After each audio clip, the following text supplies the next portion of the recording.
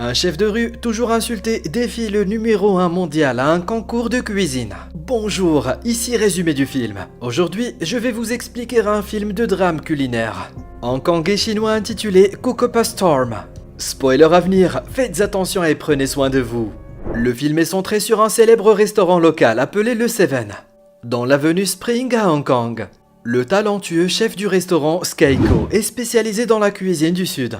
Un animateur de télévision présente le restaurant trentenaire et son chef dans une émission culinaire. Sky montre son talent à la télévision nationale, même s'il est déjà populaire comme le meilleur chef de tout Spring Avenue. À ses côtés, son ami Uni est également présenté aux gens. Elle gère habituellement l'aspect financier du restaurant. Sky est très exigeant sur la qualité de la nourriture et du temps qu'ils offrent à leurs clients, ce qui explique en partie pourquoi leur restaurant est si populaire. La plupart du temps, il est tellement bondé qu'il faut faire la queue à l'extérieur du restaurant. Ce jour-là, un client impoli fait irruption dans le restaurant après avoir brisé la file d'attente. Sky refuse de le servir, même si le client se vante du pouvoir et de l'argent qu'il possède. Avant de partir, l'homme se moque de leur petit restaurant et révèle que son patron a invité un chef de classe mondiale à ouvrir un restaurant 3 étoiles en face du leur. Cette idée effraie Uni, mais elle n'y voit qu'un bluff. Pendant ce temps en France, le roi et la reine couronnés accueillent leur nouveau-né. Ils organisent un grand bal pour célébrer la naissance et invitent un chef de renommée mondiale à cuisiner pour les invités. On nous présente le chef en question, Paul Han. C'est un chef coréen étoilé au Michelin, formé en France. Paul a une façon particulière de cuisiner qui ne se limite pas à un style particulier. Il aime mélanger les cuisines de différents pays et créer ainsi des plats innovants. Pour le plat du chef, il offre à la reine un dessert qui ressemble à un œuf rouge, mais qui est rempli de purée de mangue et de noix de coco.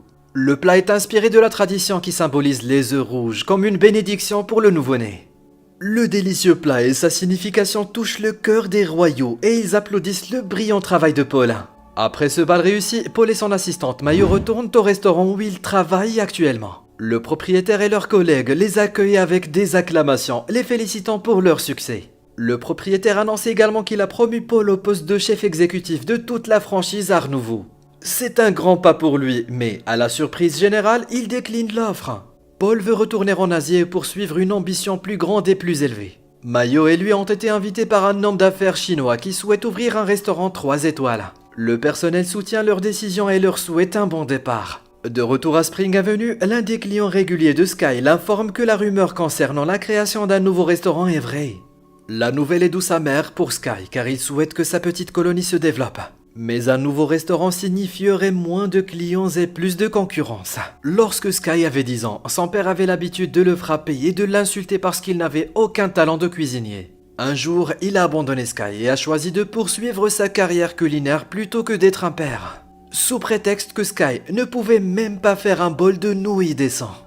Depuis, Oncle Seven, le maître et propriétaire des restaurants Seven, s'est occupé de lui. Il a également appris à Sky tout ce qu'il devait savoir sur la nourriture, contrairement à son père. Actuellement, Sky n'a pas rencontré son père depuis plus de 20 ans et ne prévoit pas de réconcilier avec lui. Le lendemain matin, Paul arrive à Hong Kong et se rend au marché à la recherche d'un gros mérou. Le vendeur n'en a qu'un seul et décide de le vendre à Sky, sachant qu'il le cuisinera mieux. Paul argumente, insistant sur le fait qu'un commerçant ne devrait pas être partial. Ils se disputent un peu avant que le vendeur ne coupe le poisson en deux pour eux deux. Quelques semaines plus tard, c'est la cérémonie d'ouverture du restaurant 3 étoiles Stellar, situé juste en face du restaurant Seven. Le président et le directeur du Lee Management Group arrivent en tant que premiers invités du restaurant et sont accueillis par Paul et Mayo. Au même moment, les employés du restaurant Seven commencent à annoncer les différentes offres de réduction qu'ils proposent pour la semaine prochaine. Lorsque les agents de sécurité du restaurant Stellar tentent de les arrêter, un conflit éclate. Cela attire l'attention de Paul et des clients qui sortent pour voir ce qui se passe. Lorsque la conversation s'enflamme, Mayo suggère d'organiser un concours pour voir qui est le meilleur cuisinier. Sky et Paul se reconnaissent du marché et acceptent le défi. Ils décident de se livrer à un concours de découpe de poissons.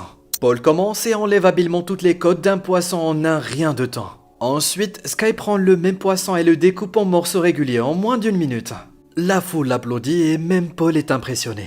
Le président du groupe Lee doit annoncer les résultats. De manière impartiale, il affirme que les vrais résultats ne seront annoncés que lors du concours international Chef Challenge auquel les 2 chefs ont participé. Il annonce également qu'il prévoit de reprendre toute la colonie de Spring Avenue pour en supprimer tous les bâtiments et la moderniser. Si Sky gagne la compétition, le président est prêt à retirer son projet pour préserver le patrimoine de la colonie. En revanche, si Paul gagne, il ira jusqu'au bout de son projet. L'avenir de la colonie étant entre ses mains, Sky se sent sous pression, mais il est déterminé à faire de son mieux. Les jours suivants, le nombre de clients du restaurant Seven diminue. Uni craint que le restaurant ne fasse bientôt faillite, mais Sky lui assure que ce n'est pas possible.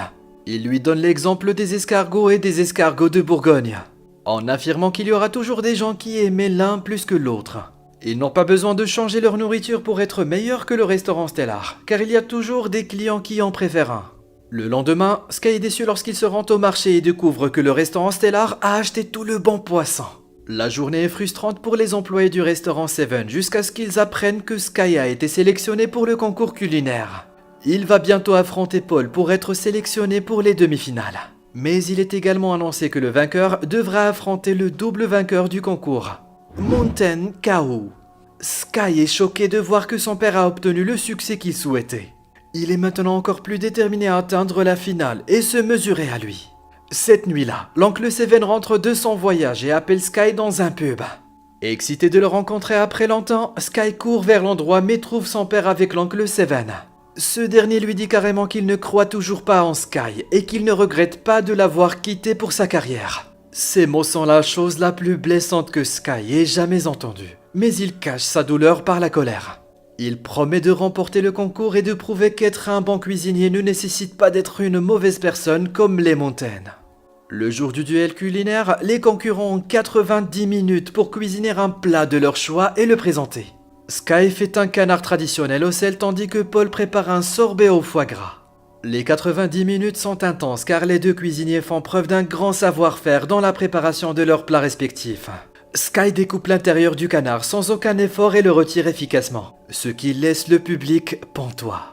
À la fin, il fait cuire le canard dans du sel et casse la couche supplémentaire pour révéler un canard bien cuit avec des farces de légumes. Les juges le goûtent et semblent être plus impressionnés par le canard de Sky que par le sorbet de Paul. Au moment du vote, Paul reçoit 3,9 et un énorme 10 sur 10, soit un total de 37 points. Juste après, Sky reçoit 2 10 de la part des deux premiers juges. Le troisième lui donne 9, mais le dernier juge ne lui donne qu'un 8. Comme les deux chefs sont à égalité de points, le juge principal prend la décision exécutive de faire Paul le gagnant, car la présentation de son plat était supérieure à celle de Sky, qui était fade. Bien que la victoire de Paul aurait dû consolider ses capacités en tant que cuisinier, les choses ne se passent pas comme prévu. Alors qu'ils célèbrent leur victoire, le manager informe Paul qu'il veut le remplacer par Mayo pour participer à la finale. Selon lui, une femme est bien plus attrayante dans les médias qu'un homme.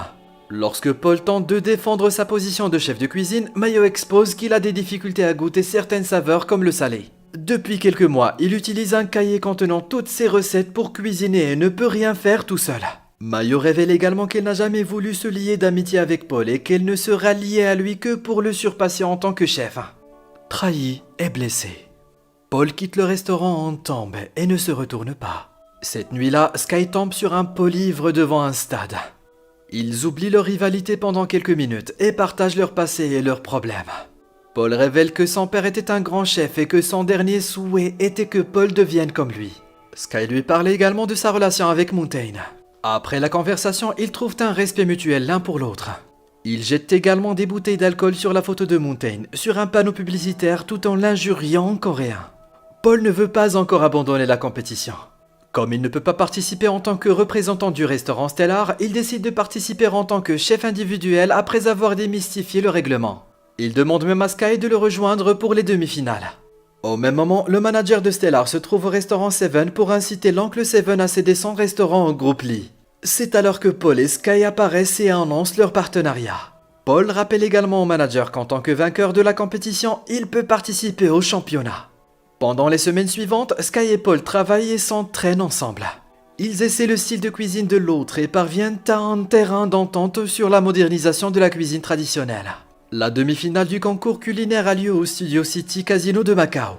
Celui qui remportera l'épreuve devra affronter l'actuel dieu de la cuisine, Mountain Ko.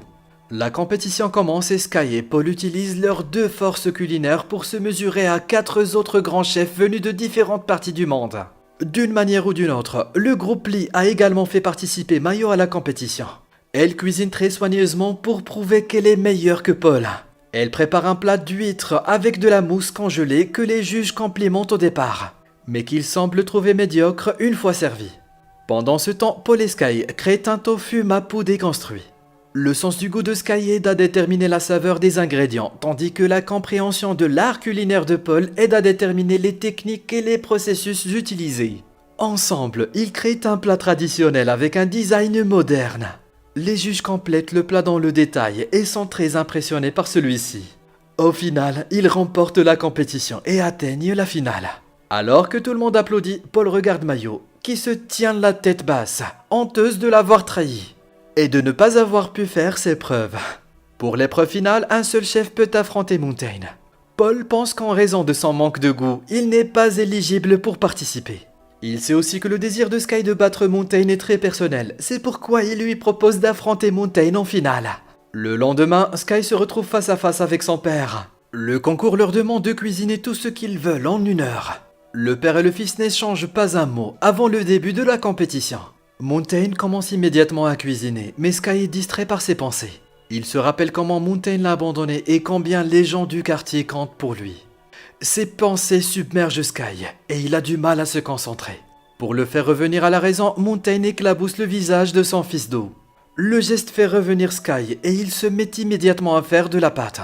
À la fin de l'heure, Mountain fait un étalage de sucre esthétique, de lave en fusion avec une fleur au sommet.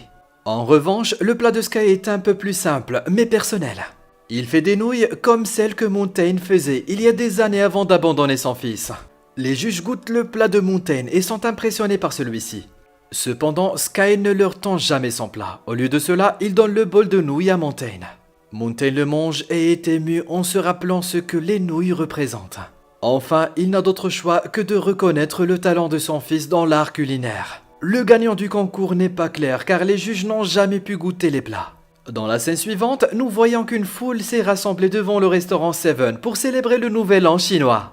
Ils dégustent un repas préparé par Sky et Paul, en famille. Abonnez-vous pour recevoir d'autres vidéos comme celle-ci. Activez les notifications et laissez un commentaire pour aider la chaîne. Merci de votre attention.